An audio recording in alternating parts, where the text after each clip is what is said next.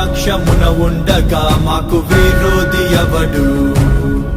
మా దేవుడు మా పక్షమున ఉండగా మాకు విరోధి ఎవడు? జీవము గల దేవుని సైన్యముగా సాతాను నోడిద్దుము. జీవము గల దేవుని సైన్య